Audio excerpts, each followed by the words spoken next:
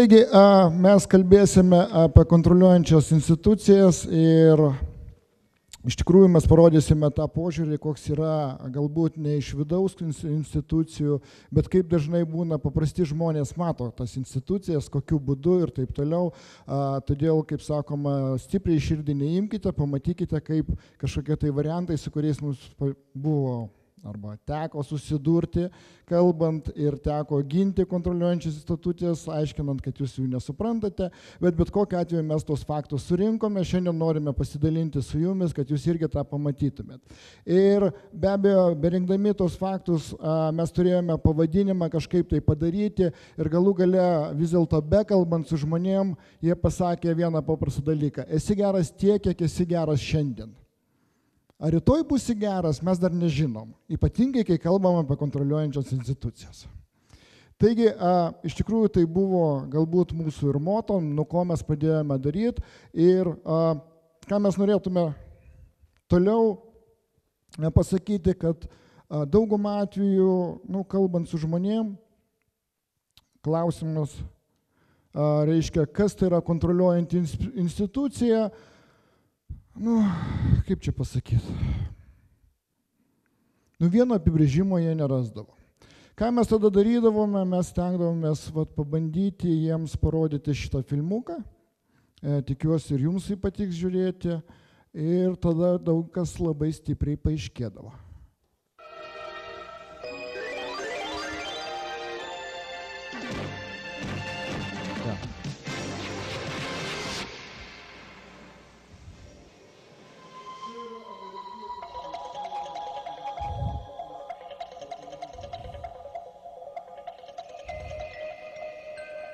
You never can tell what's going to happen, so you've always got to be thinking about what could happen.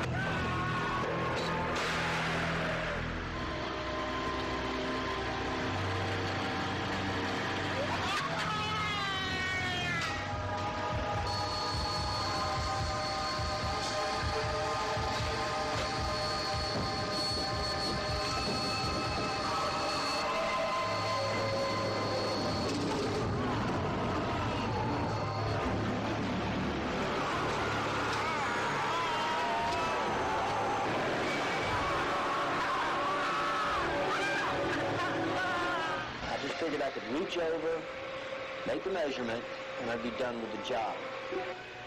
I knew better than to wear my gloves when I was operating a lathe. I knew better than to calibrate while the lathe was running. It was a stupid mistake, and it's one I'll be paying for the rest of my life.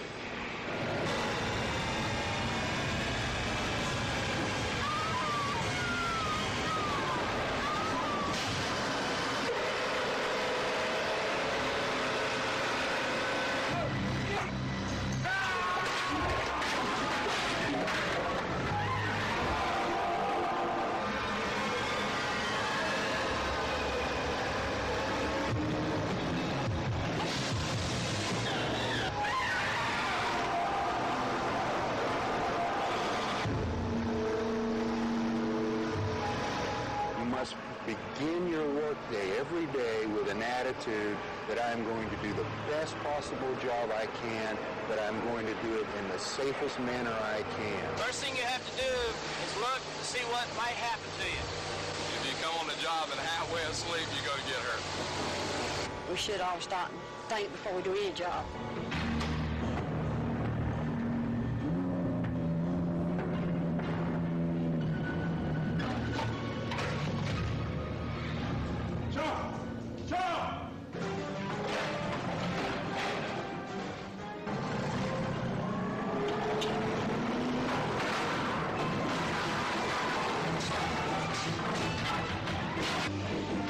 Overtime, Patrick. We're shutting down second shift starting tonight. Sorry.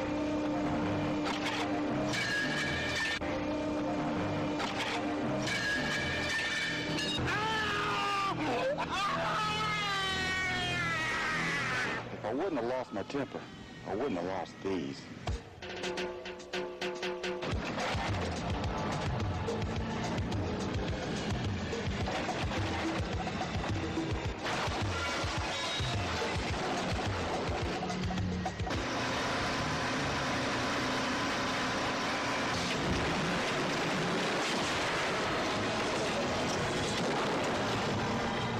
Safety and procedures must go hand in hand. Well, a lot of them, I think, you get complacent in what you're doing. You get too comfortable with it. And sooner or later, it will jump up and bite you. I think we should work as a team, be safe as a team, because our lives are in one another's hands.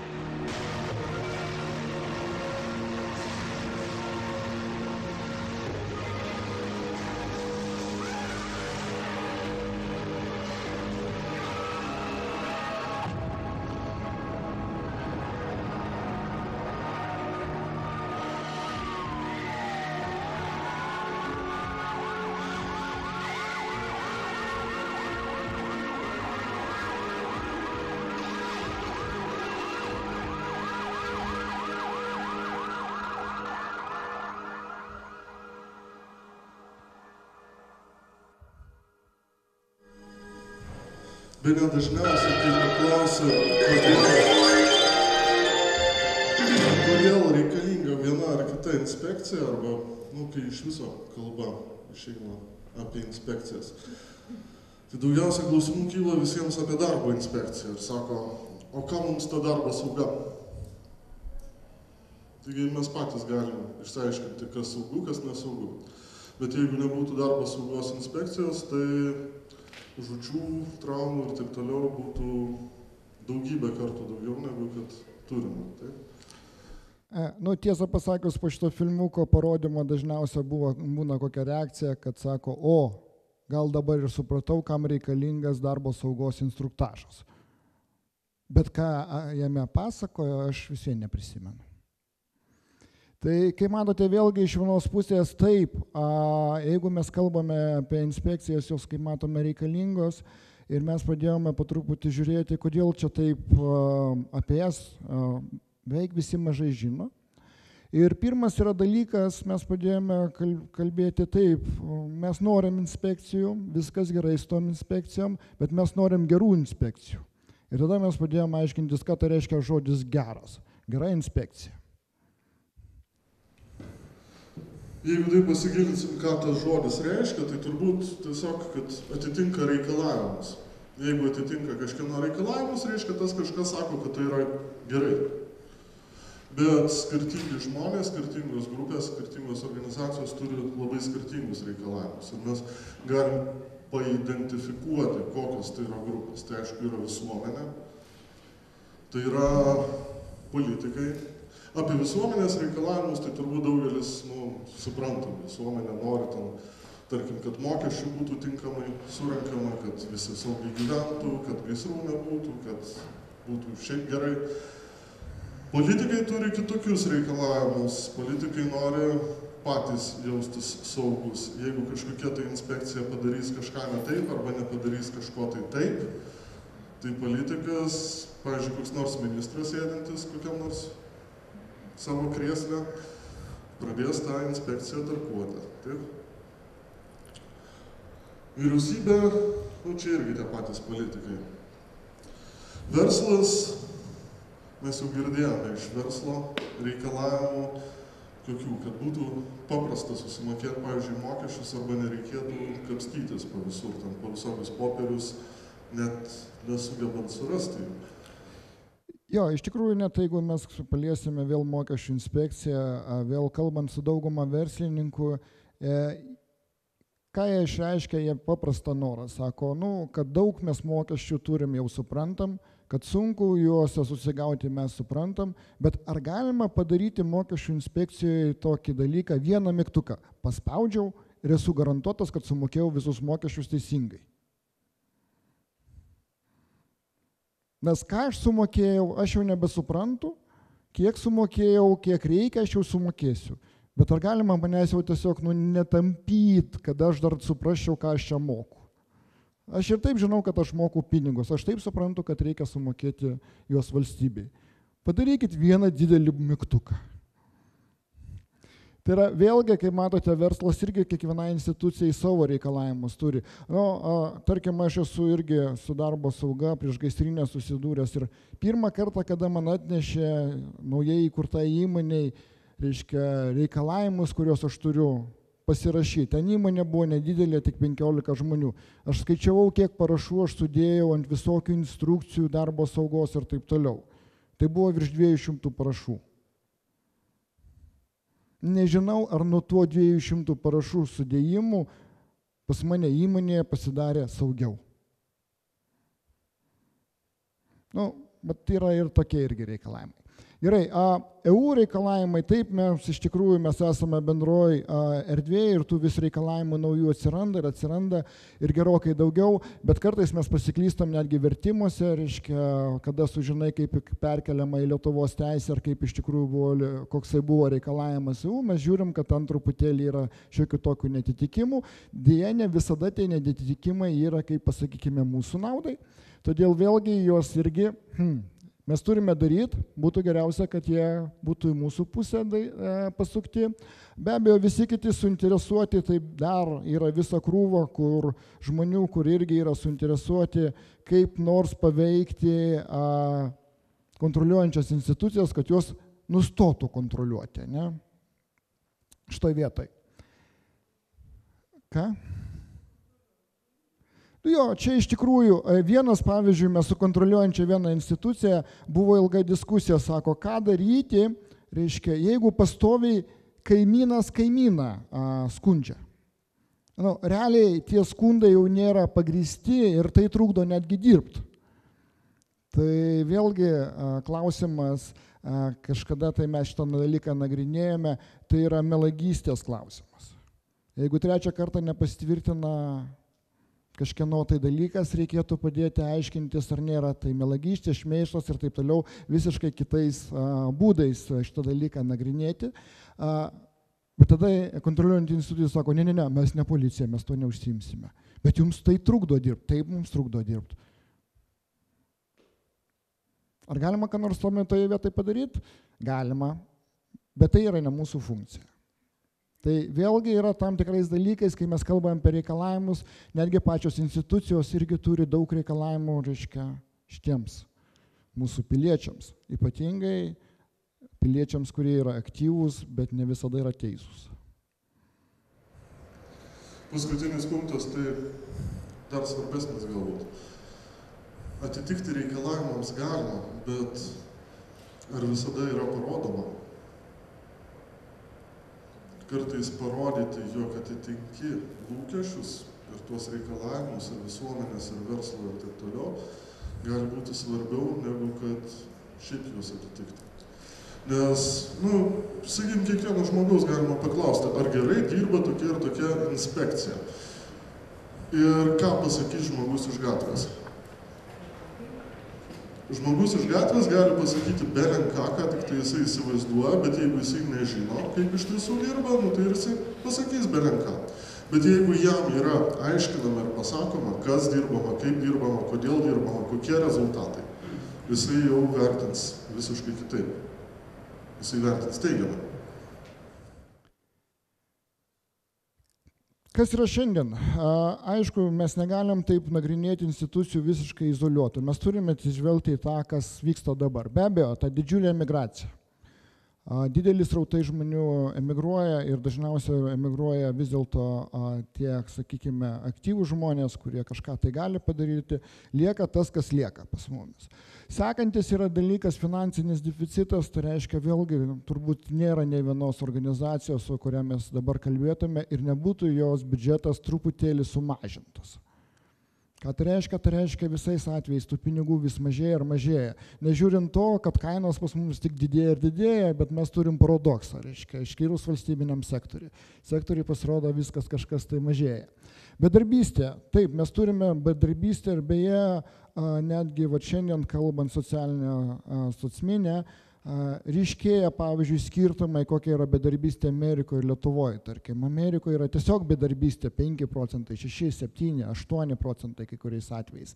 Tuo tarpu Lietuvoje yra struktūrinė bedarbystė. Ką tai reiškia? Tai reiškia tam tikroje srity, kur labai sunku tuos darbuotojus perkvalifikuoti ir po to jiems surasti darbą. Tai yra tas dalykas. Plius, apie ką mes kalbam, apie šešėlinę ekonomiką. Ypatingai kiek buvo daug atvejų, kai bedarbis gauna pašalpą, beje, netokia ir maža, plius papildomai, kaip jisai sako, aš turiu haltūrą, prisiduriu, ir dar kadangi jo yra šeima tam tikra žmonių kiekis, tai jis dar sugeba ką pasidaryti, susikompensuoti šildymą ir visus kitus su tuo susijusius dalykus.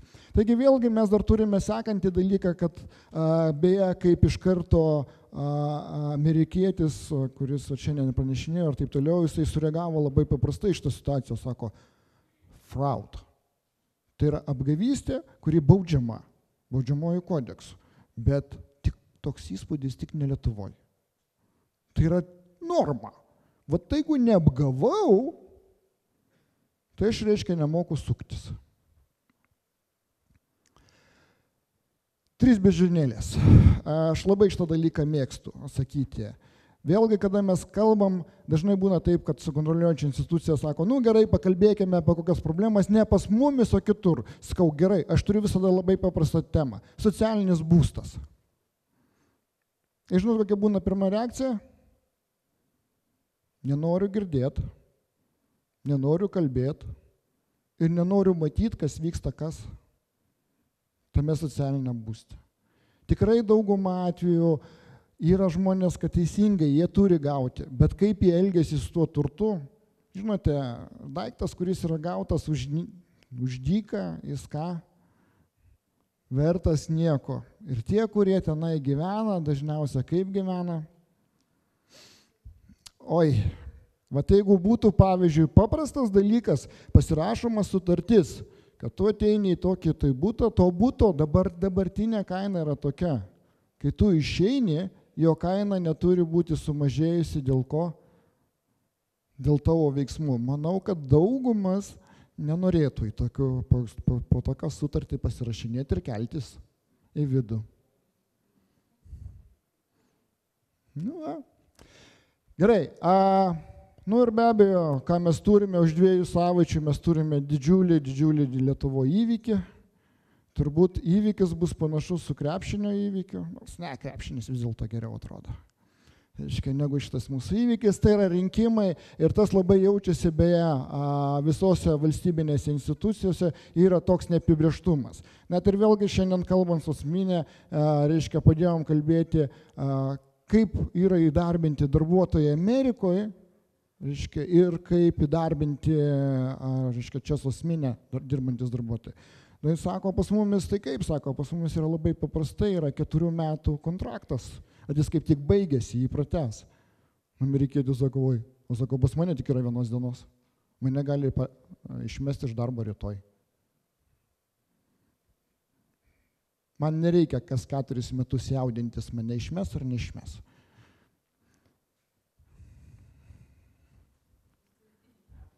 Jo, jį gali, kaip jisai sakė, sako, gali mane išmesti šiandien, gali mane išmesti rytoj.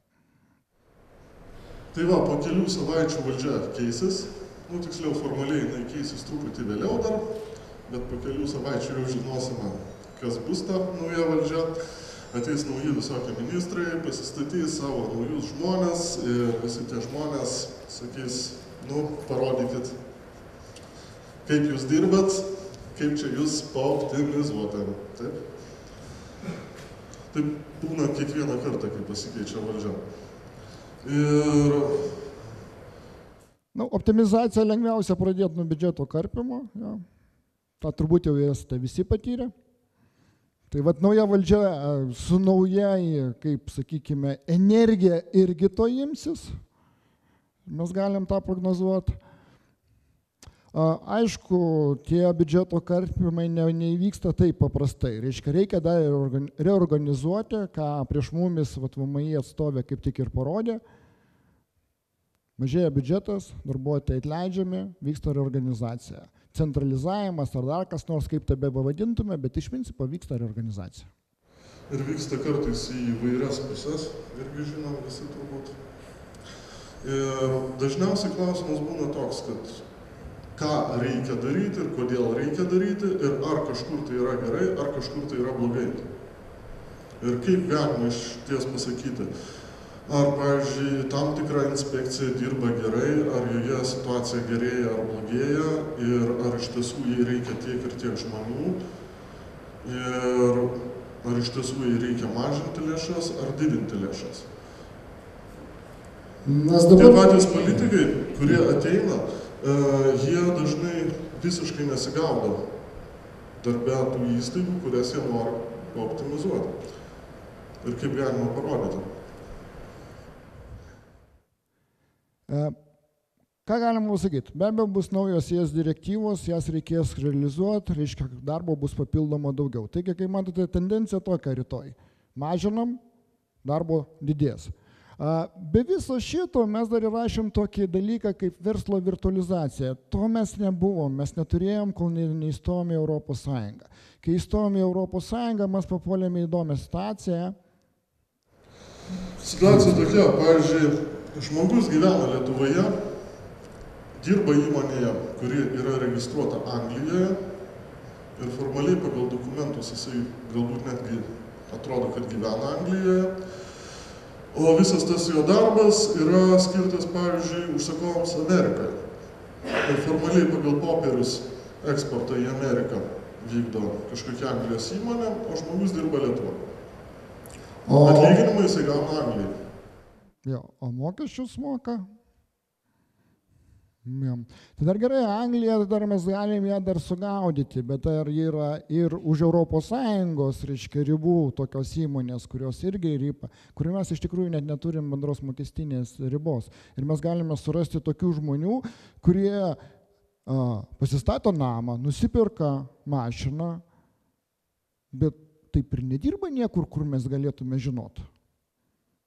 Iš kur tie pinigai ateina? O jis sako, aš šiaip dirbu, mokesčius moku ir tada padedi klausinėti ir pareiškėja ten kokiai nors Ukrainoje, Rusijoje, Moldovoje, dar kur nors jisai tenai moka mokesčius. Beje, atrodo juokingas dalykas, man teko sutikti Suomijos, Rusijoje. Žinot, kuo jie užsiema, reiškia toks kalendorius ant sienos ir jie brauko kryžiukus. Sakau, kam tie kryžiukai? Sako, mes skaičiuojam, kiek dienų mes turim pradirbti Rusijoje, kad mokėtume mokesčius Rusijoje.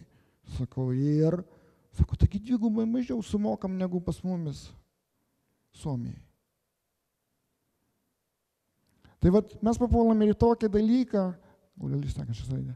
kada iš tikrųjų, net jeigu mes padedam kontroliuoti, mes galim susidurti su tokiu dalyku, kad mes susidurėm su žmogum, o informacija apie jos nėra. Arba atvirkščiai, mes susidurėm su įmonė, kuri turi didžiulės apyvartas ir taip toliau, kažką tai daro, ten perka, veža ir taip toliau.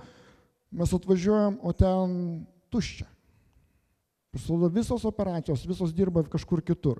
Paskutinis įdomus dalykas, su kuriuo aš vėlgi esu susidūręs, toks daiktas, pavyzdžiui, Rusijos kompanijos labai mielai kelia savo apskaitą į ES zoną, tarkim į Lietuvą.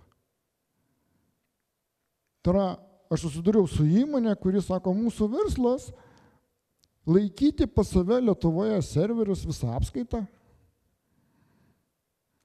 rusiško kapitalo įmonių.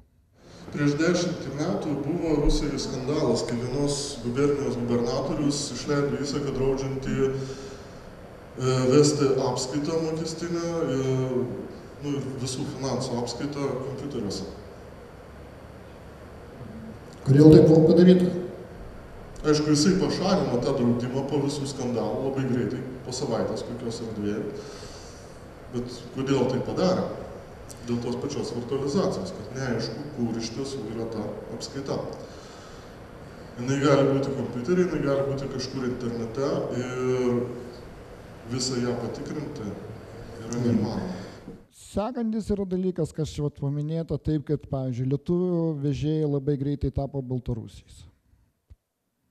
Vėlgi, kada mes kalbam su kontroliuojančiom institucijoms, jie pradeda suprasti, taip, fiziškai lietuvis, praktiškai tas, tai kaip mes kartais juokiamės, vieną kartą tą situaciją vardinom taip. Teoriškai arklys, praktiškai miręs. Tai yra, mes turim kažkiek informacijos apie tą subjektą, bet kontroliuoti pasirodo negalim, nes visa informacija apie tą subjektą yra kažkur tai kitur, ne mums pasiekiančiose vietose. Internetinė prekyba vienas iš to dalykų, ir azartiniai lošimai ypatingai irgi internetiniai. Kaip šitą dalyką sukontroliuoti? Na, šituose dalykuose dalyvauja Lietuvos piliečiai, bet visi tie daiktai yra kur? Ne Lietuvoje. Aš jau nekalbu, kiek dažnai, pavyzdžiui, tie, kurie siunčiasi, perka iš Kinijos. Standartinė situacija, Mudinek prašo, atsiųskit, kiek kainuoja šitas daiktas. Tada eini ir ieškai, kad surastum pačią mažiausią kainą. Vienas iš variantų buvo, reiškia, mano pažįstamas pirko videokamerą. Jos kaina, ten kažkokia speciali videokamera, paprasta, pati labai pigiausia, reiškia, yra $2. Jis ją atsiųsintė, muitinė sako, palauk, sako, $2, negali kainuoti tiek videokamera. Pas mumis pagal kainoraštį pati pigiausia yra $20. Sako, o kaip man įrodyti, kad, sako, aš už $2 mokėjau? Nes, suprantat, viskas vyksta internete, informacijos jokios nėra. Sako, atsiųsk kiniečio patvirtintą parašą, kad, reiškia, tai kainuoja $2. Reiškia, jis kviečiasi į tą kinietį, sako, man reikia, kad $2. Sako, gerai, sako, 50 centų damokė, aš tau atsiųsiu, kad $2 kainuoja. Taip jis gavo, reiškia, tą pažymą, kad iš tikrųjų tai kainavo $2. Bet vėlgi, kai matote, mes turime su kontroliuojančiom institucijom tokią situaciją, kad reikia kažkaip suktis iš situacijos. Gyvenimas pas mumis jau senai yra išlipęs už Lietuvos ribų. Su azartiniais lošimais, tarp kitko, irgi labai gerai visiems žinoma ta situacija, kai bandyta Lietuvoje uždrausti kai kurias azartinių lošimų firmas ir staiga jos atsidūrė užsienį. Ir drausk nedraudęs, kiekvienas gali lošti. Beje, apie azartinius lošimus yra iš viso atskira tema. Tenai, pavyzdžiui, žmonės iš tikrųjų gali labai lengvai tokia situacija būti, kad jis tenai persivedė $1000, jūs dar tą galite kažkaip sukontroliuoti, bet jis toliau žaisdamas, jis ten gali užlošti ir $500,000. Ir kada jis išlošia $500,000, jis tada padeda spręsti tokią dilemą. Gerai, jeigu aš tuos pinigus išsiimsiu, ta prasme, jie elektroniniai, tai man reikės mokėti mokesčius. Ir ten prasideda tada įdomios schemos, kaip tos pinigus išsiimti, ten dvigubo apmokestinimo ir taip toliau tokie niuansai. Vietoj to, kad būtų tai galima legaliai, paprastai, aiškiai kažkurioje tai vietoje pasakyti, okei, išlošiai, ne Lietuvoje, išsiėmi, susimokėjai, pervedėjai tą sąskaitą, mums liko tiek, tau liko tiek, viskas laimingas. Todėl, kad vėlgi iš tų visų istorijų aš žinau, kad irgi vienas išlošė, sugalvojo kitoj šaly simt, važiavo į Lietuvą su girnais, muitinę pagavo, sėdo į kalimą. Nors galėjo paprasčiausiai susimokėti. Bet nežinau kaip. Jam pasiūlė ten kažkokiai šaly kitoj padaryti.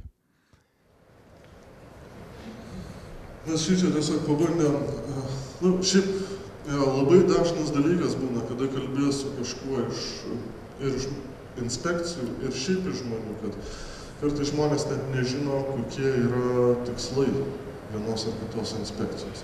Bet jeigu pažiūrį paprastai, tai dažniausiai galima pasakyti, kodėl egzistuoja viena ar kita santrumpa. Taip? Aš tikiuosi, čia visi gali jas iššifruoti, mintinai.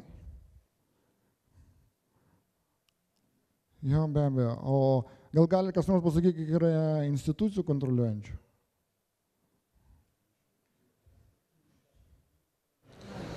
Vat čia yra didysis įdomumas. Netgi valdžia negali pasakyti, kiek iš tiesų tiksliai yra kontroliuojančių institucijų. Ta prasme, kurias institucijas priskirti kontroliuojančiom, kurias ne. Yra irgi iš tikrųjų klausimai. Gerai, mes iš tikrųjų pabandėm surašyti tas, kurios dažniausiai pasitaiko, kur jau ten didelių diskusijų nelieka. Ir pabandėm pasižiūrėti, reiškia, su žmonėm bekalbėdami, kaip jie įsivaizduoja, o ko tos institucijos užsiema, koks yra tikslas. Tai VMI tai visi kažkaip tai labai aiškiai su mokesčiais surišdavo, labai paprasta, reiškia. Čia tikrai, sako, su mokesčiais tas yra. Jeigu VKTI, tai galų gale po diskusijų sako, gerai, galbūt sauga keliuose, bet mes nelabai žinom, suprantam, liktai ten su fūrom, gal ne su fūrom yra. VMVT biologinė sauga. Lik ir taip, lik ir ne. Pagdas. Sauga nuo nematytų įvykių, pagalba nelaimės atveju. Iš tikrųjų, tai yra dauguma atveju, labai gerai padeda tie amerikietiški filmai, kur rodo apie gaisrininkus, apie jų darbą ir taip toliau. Ir tas įsivaizdavimas yra toksai pas daugumą žmonių. Bet kada pasakai 3A, tai sako, ką čia batareikos? Kaip šifruoti 3A? Tai visiškai teisingai. Gamtos apsauga, žmonių apsauga nuo užterštumo. VDI darbo, sauga ir samda, jo daugumas darbo inspekcija iš tikrųjų įvardina, kad tai yra. Yra be abejo ir daugiau tų sutrumpinimų. Oi, pabėgai. Gerai, tada mes pradedam klausinėti, reiškia, tokių dalykų, užklausėm toks daiktas, sakom, tai kaip manot, kodėl ta inspekcija atsirado? Su VMI, gal čia ne visai su mūsų VMI, labai įdomi istorija yra Britų mokesčių inspekcijų. Tenykščiai mokesčių rinkėjai buvo iš esmės kariškiai, pagal tai, kaip jie veikia iki pat XIX amžiaus, nes iki pat XIX amžiaus Škotijos kalniečiai atėjusius rinkti mokesčių inspektorius tiesiog žudydavo. Nes mokesčių inspektoriai ateidavo, priplėždavo turto ir gabendavo karaliui iždą. Tai visi jų baisiai nekęsdavo. Tačiau ilgainiui ta situacija pasikeitė netgi Škotijoje ir ten nustojo žudyti inspektorius ir pradėjo patys mokėti mokesčius. Jo, pagrindinis dalykas čia yra akcentas ir tuomet kreipkite dėmesį, kad tais laikais niekas nenorėjo mokėti mokesčių, nematė iš to jokios naudos. Jeigu pažiūrėti, kas yra dabar, taip, valstybė ir toliau reikia pinigų kaip ir anksčiau. Bet jeigu taip pasižiūrėti, vis dėlto jau dabar didžioji dauguma tos mokesčius moka savanoriškai. Jau nebereikalingo tokio didžiulio prievartos aparato. Bet anksčiau su mokesčiais buvo labai paprasta. Atvažiavo, pusę derlio pasiėmė ir išvažiavo, ne? Dar dadėdavo pagalvės mokestį, suskaičiavo, kiek žmonių dar kažko atimdavo. Buvo būdų 3 mokesčiai. Šiuo metu kiek yra mokesčių?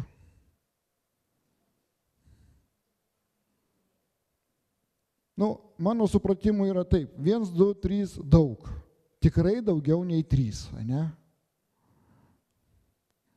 Su tuo. O dar jeigu paimtume, kad dar tuose mokesčiuose yra išimtis, o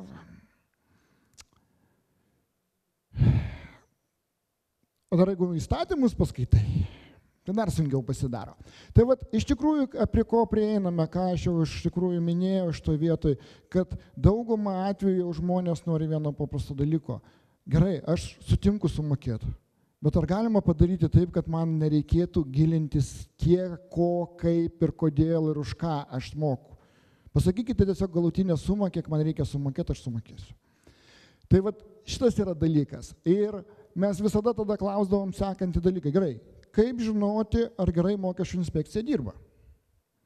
Nes, žinote, diskusijas. Aš manau, kad jinai blogai dirba. Aš manau, kad gerai. Gerai, yra 2 nuomonės. Ir kas iš to? Ar galima kažkaip tai paimti ir surasti tą objektyvę tiesą? Jo, galima pabalsuoti. Jo, ir sužaidžiam demokratiją. Ir tada mes gauname taip, kad pavyzdžiui 50% + 1 mano, kad gerai, 50% - 1 mano, kad blogai. Tai kaip manot, kokia yra situacija, gera ar bloga? Tokia neaišku, ne? Tai gerai, iš tikrųjų, po tam tikrų diskusijų dar kas nors, vienas iš dažniausių tokių pasitaikančių dalykų, tai yra paskaičiuotos darbo sąnaudos mokesčių sumokėjimui, ką iš tikrųjų jau čia mokesčių inspekcijas pristatinėjo, sako, mes šitą dalyką vertinam. Dar vienas buvo įdomus rodiklis, kurį irgi daugumas įvertino, sako, mes norėtume, kad būtų mokesčių inspekcija jinai žino, kiek mokesčių yra sumokama. Tai yra kiekvienas mokestis, tai iš principo yra banko pavedimas, ne? Jeigu taip žiūrėt. Tai klausimas, kiek tokių pavedimui reikia žmonių mokesčių inspekcijai? O tokia idėja buvo. Štai galima paskaičiuoti pinigais, ir kartais būna, kad kokia nors nedidelė įmonė pabando paskaičiuoti, kiek jai kainuoja sumokėti mokesčius. Ir pasitaiko taip, kad sumoka mokesčių per mėnesį, pavyzdžiui, 1000 litų, o mokesčių sumokėjimo išlaidos, tai yra samdoma buhalterė, direktoriaus darbas, dar ten kažkas, kainuoja 1500 litų. Tai klausimas, ar iš viso apsimoka rinkti mokesčius valstybei, visais valstybės mastais, jeigu tos išlaidos gali gautis tokios didelės. Kitas yra dalykas, mes visada bandėm klausinėti dar vieno dalyko, ar yra kažkokios tai sėkmės istorijos. Ką tai reiškia sėkmės istorijos? Nu, tarkim, mokesčiai, ką tai reiškia? Turi būti mokesčių surinkimas padidėta. Taip.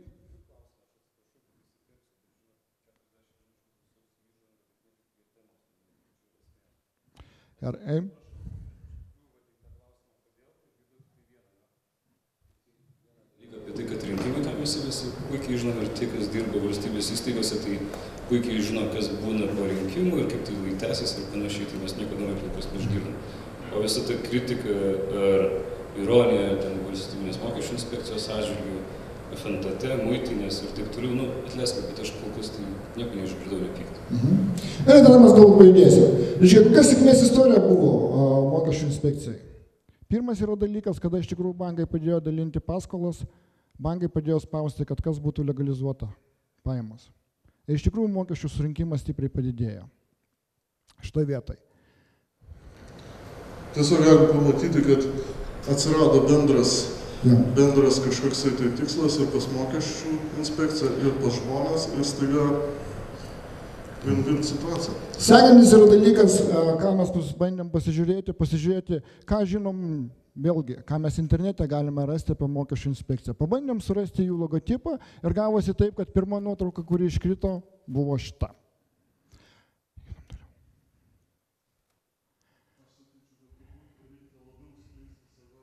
Informacija apie save. Sekantis yra dalykas, VKTI, žuvusio kelyje, avarijos, eksploatacijų reikalavimai savo taisyklės. Tai yra taip yra, dėl ko lyg tai buvo sukurta. Kas yra dabar? Dabar iš tikrųjų šitą inspekciją, kuo jinai daugiau užsiema, jinai kūrė naujas taisyklės, kaip šitą dalyką pasiekti. Kaip mes žinome, kad dirba geriau, žuvusių skaičių iš tikrųjų jau pasidarė toks mažas, kad netgi tą matuoti jau yra pakankamai sunku. Tai yra triukšmo lygiai, tai yra jisai atsiranda, dingsta. Todėl yra daugiau galbūt avarijų skaičių stovimų per kilometrą. Kokios yra sėkmės istorijos? Viena iš tokių sėkmiausių tai yra tai, kada buvo reklama rodoma, kad vaikai turi prisisekti. Iš tikrųjų tada kas atsitiko, avarijų skaičius tam tikram momentui iš tikrųjų sumažėjo. Galbūt smulkių avarijų išliko, bet su avarijų, kurios buvo pakankamai tragiškos, sumažėjo. Kas įdomiausia, tai būtent per vaikus gavosi labai stiprus efektas tėvams. Nes kai vaikas pasako savo tėčiui, važiuok atsargiau, nes aš nenoriu, kad tu žūtum ir aš noriu, kad tu grįžtum, tėtis pradeda truputį kitaip galvoti. Irgi galima surasti stipresnius svertus negu tiesioginis. Vėlgi, jeigu tai pasižiūrėt, VKTI iš tikrųjų pakankamai gerai internete yra pristatyta, ypatingai nuotraukų atžvilgių. Jeigu jūs tą trumpinimą suvesite, labai daug rasite informacijos būtent susijusios su šita institucija. Įdomu, kad viršuje lenda nuotraukos 2006 metų VKTI veiklos. VMT. Dėl ko atsirado? Be abejo, dėl to, kad tai susiję su gyvūnais ir jų pernašamos lygomis. Kas yra dabar? Iš tikrųjų, daugumą atveju dabar tai yra sanitarijos užtvirtinimas, kas yra žiūrima. Kaip žinau, ar gerai dirba? Galvijų kritimas nuo lygų, vėlgi, kalbant su užsieniečiais, jie kartais sako, matuokite lovadėdžius. Tiesą pasakius, mes nelabai supratom, kaip tai susiję. Kas yra įdomus, vienas iš tokių įdomių faktų, kada mes irgi kalbėjom įdomi sėkmės istoriją, reiškia, pasirodo, rankų plovimą visi praneša, kad taip, rankų plovimas labai padeda daugumą visokių tokių nešvarių ligų, ką apsiginti. Prevencija sumažina keletą kartų skaičių po operacinių infekcijų. Kai tiesioginis bandymas gydyti infekcijas, jisai toli gražu ne visada būna sėkmingas.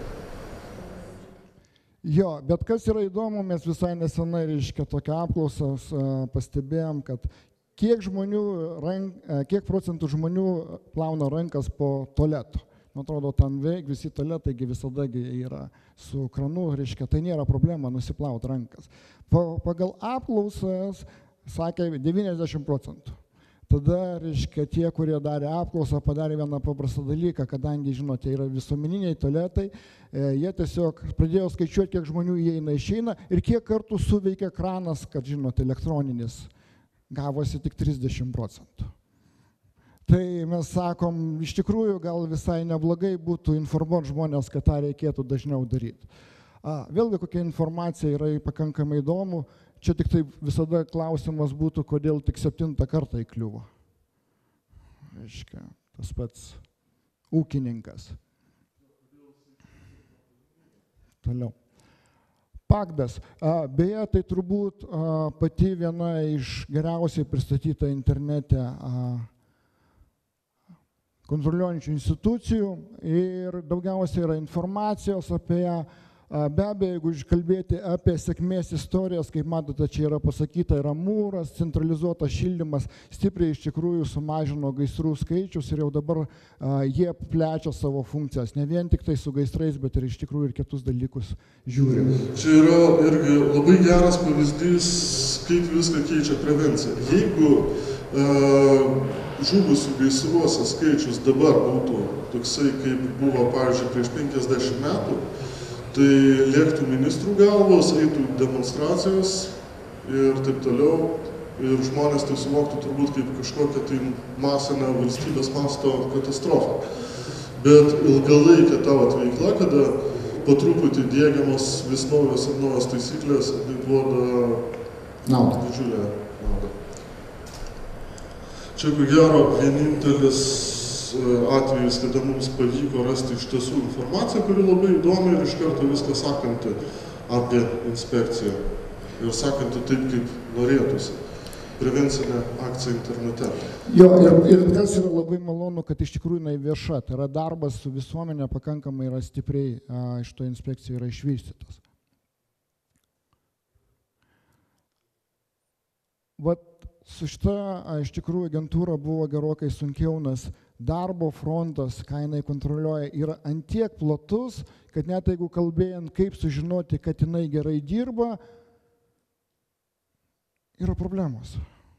Yra stiprios problemos, nes reikia pirmiausia suprasti, kas tai yra užterštumas. Tai yra daugumą atvejų net daug kas nesupranta. Bet jeigu pasižiūrėti, kada mes pirmą kartą paklausėme, su kuo asocijuojasi, reiškia, gamtos tvarkymas, taip toliau, gamtos užterštumas, daugumas atsakė, kad tai asocijuojasi su akcija Darom. Kas dar įdomiau, daugumas užmiršo jau apie tokias katastrofas, kaip pavyzdžiui Globė Simir, kuri iki šiol dar kaip bomba tiksi Kretingos rajone, kur ežerėlė iš naftos, azoto sprogimą buvusi prieš porą dešimtmečių su amoniaku. Ir beveik niekas neprisimena, kas tai yra smogas. Lietuvoje jo gal nebūdavo, bet, pavyzdžiui, kokiam Londone ar New Yorke, tai būdavo, kada dėl išmetamųjų dujų tiesiog pakyla debesėlis, žmonės išeina į gatvę ir krenta kaip lapai, kaip po cheminės atakos. Bet jeigu mes ieškom internete, dėja, šį kartą japonai mumis aplenkė. Eilinį kartą. Pagal populiarumą. VDI, kaip matote, mes jums tą filmuką parodėm, turbūt įrodinėt, kad šita institucija mums reikalinga ir kad jos darbas iš tikrųjų labai tikslingas, nereikia. Bet vėlgi, kada iš karto kalbame su žmonėm, vis dėlto VDI darbą kažkodėl tai visi asocijuojasi tik su vienu dalyku, su darbo instruktažu. Dar vienas yra dalykas, matėte filmuką, kaip įdomu, kada dirba VDI, tai kažkodėl tai visada yra kreipiama dėmesį į darbdavį. Nors dauguma nelaimingų atsitikimų yra vis dėlto ne su darbdaviu susiję, o daugiau yra susiję su pačiu darbuotoju. Aš pats esu buvęs direktorius, dirbęs baldų pramonėje ir ten žinau, kaip dulkės, kenkia plaučiams. Ir eidavau darbuotojams, dalindavau respiratorius. Jie sakydavo, man to nereikia, ką man to reikia? Čia biškai pakosėsiu ir viskas bus gerai. Dirbti trukdo, dar kažkas čia prakaituoja, man visą kitai nepatogu. Tai yra jau kas tai yra. Iš tikrųjų, šitą inspekciją jau pasakė tai, kad darbdaviai daugumą dalykų, ką jie rekomenduoja, laikosi. Dabar reikia dasistuksenti iki darbuotojų. Aišku, tai irgi nemažas darbas. Jeigu pabandytumėm išmatuoti VDI darbą, tai nebūtų labai paprasta turbūt, nes žūčių skaičius per metus, man atrodo, 10 netgi nesiekia. Darbo metu. Jo. Dėl to atsiranda dar viena problema, tai yra mažųjų skaičių problema. Tai yra pavienė fluktuacija, pavienė katastrofa gali tiesiog duoti padvigubinimo metinių skaičių. Bet internete, jeigu iš tikrųjų šitą sutrumpinimą mes pasižiūrėsime, pasirodo, kompiuterinės kompanijos šitą sutrumpinimą labai mėgsta ir dėja apie informaciją surasti pakankamai gaunasi netaip jau lengva. Ir mes prieiname iš tikrųjų prie vieno iš pagrindinių dalykų, kad mes matome, kad yra pas mumis inspekcijos, kurios yra labai gerai pristatytos. Apie jas gerai yra žinoma ir suprantame, ko jis užsiema. Taip pat yra inspekcijos, kurios dėja apie jas yra žinoma pakankamai mažai ir net jeigu jūs bandytumėt surasti informaciją, suprast, ką jos užsiema ir ką jos daro, būtų pakankamai didelė problema. Ir kas yra? To, ko žmogus nepažįsta, dažniausia kas yra, jis jo bijo. Ir realiai ateina iš tikrųjų vėl nauja politika, vėl nauja valdžia ir jie daugumą institucijų net nežino, kuo jas užsiema. Ką tai reiškia? Politikai bijo žiniasklaidos, todėl baudžia inspekcijas. Kodėl? Kodėl tos inspekcijos nekontroliuoja šitų daiktų, nors mes jau liktai susitarę, kad nereikia šito daikto. Inspekcijos bijo, todėl baudžia darbdavius. Darbdaviai bijo inspekcijos, baudžia darbuotojus. Darbuotojai yra tikracijos. Žiniasklaida visada suras, ką nors pasakyti blogo apie ką? Apie inspekcijas.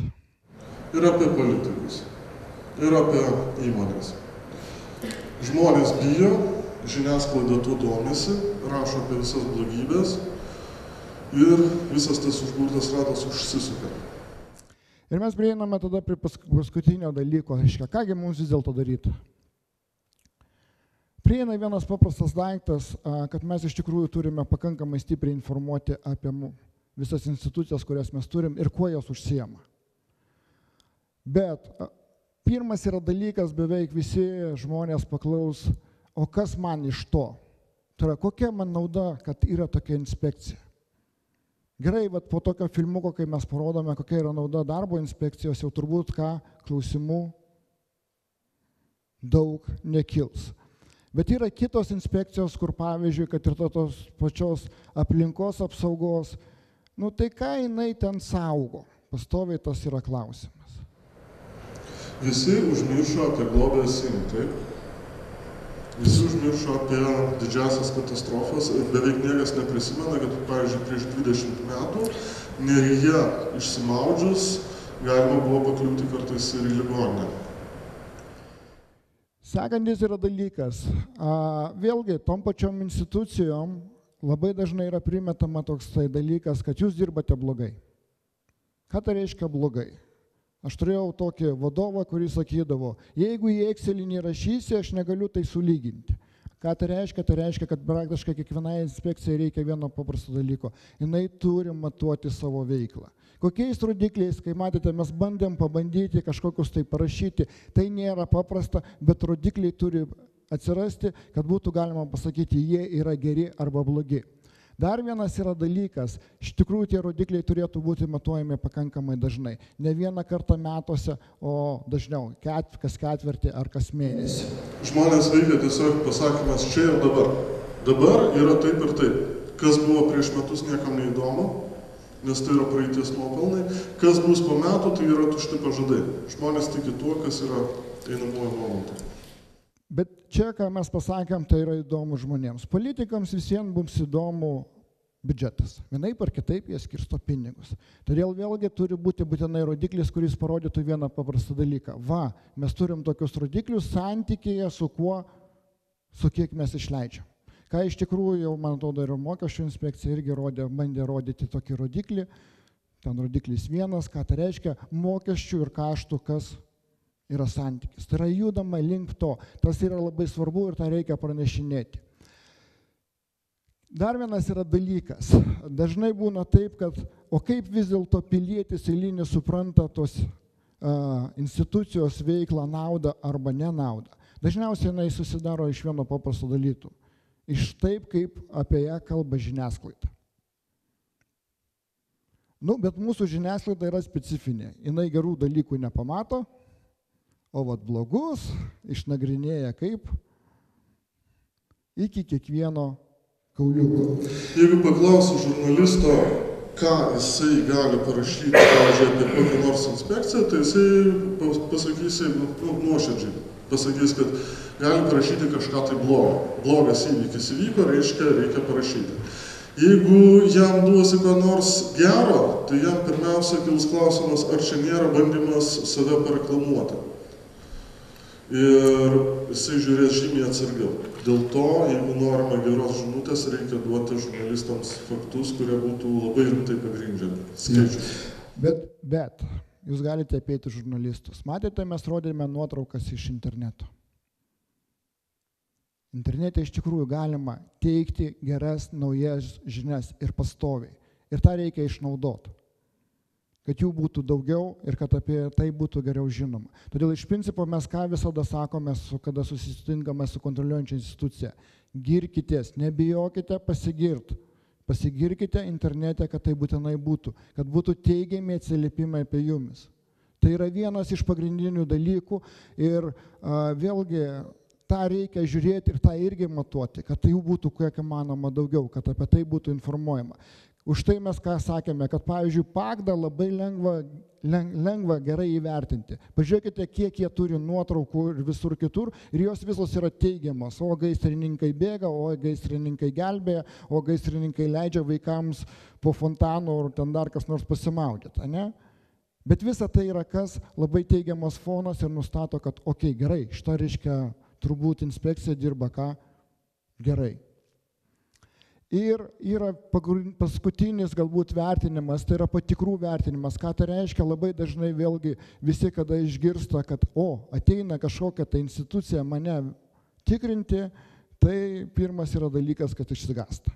Aišku, yra baimė. Ką tai reiškia baimė? Mes žinome, kaip žmogus elgiasi, kai yra baimė. Jis stengiasi to išvengti, taip toliau, ieško ten savo pažįstamų tarp politikų ir taip toliau, iš to dalyko stengiasi visaip išvengti. Bet kitas yra dalykas, kada tas patikros įvyksta, o kaip patikrinti, ar ta patikra iš tikrųjų vyko gerai. Tai daugiau atrodo vėlgi filosofinis klausimas, mes galim daryti apklausas ir taip toliau. Viena iš tokių įdomesnių paklausų yra, kada yra užduodamas toks klausimas, kiek institucijos darbuotojai įdėjo pastangų spręsdami ginčytinus klausimus. Ką tai reiškia? Visada yra tokie klausimai, kurie, taip aš sakau, galima ir į vieną, ir į kitą pusę pasižiūrėti. Taip. Ir tas irgi daugumą atveju šitą dalyką žmonės labai vertina teigiamai, jeigu tų pastangų būna įdedamai daugiau. Taip, mane nubaudė, bet mane galėjo nubausti už 10 000, bet kadangi man padėjo viską susitvarkyti ir taip toliau, mane nubaudė už 5 000. Tie, kas liko 5 000, liepė man susitvarkyti. Ir ką jis vietoj to, kad jisai verktų, kad jį nubaudė, kaip jisai sako? Jis džiaugiasi. Čia šitas beje principas, aš galiu pasakyti, yra atėjęs iš advokatų. Žinot, kaip advokatai dirba? išduosiu tokią mažą paslaugą. Kai ateina pas juos klientas, žinot, ką jie daro, jie pirmiausia išgazdina kiek įmanoma daugiau. Ir viskas, kas įvyksta mažiau negu jis gazdino, prisiema kaip nuopelnus savo. Kodėl aš taip juokauju? Aš jau esu susidūręs su tokia situacija, kai viena institucija atėjo ir sako, mes žinom, kad jūs prasikaltot už 10 000. Tai kada atėjo į, reiškia, ta įmonė buvo pasiruošus viską padaryti, kad tik nesumokėti 10 000. Nors ten iš tikrųjų net nežinau, ar ten 10 000, ar 1000, ir taip toliau. Tas darbas buvo daug malonus ir ten iš tikrųjų bauda buvo po to tik 500 litų, visa kita. Bet vertinimas tos institucijos buvo labai geras.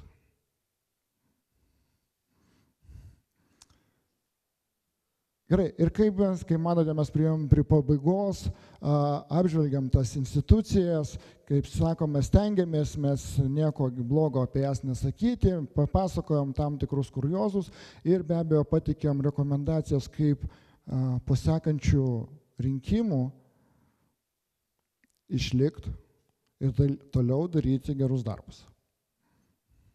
Gal yra klausimų?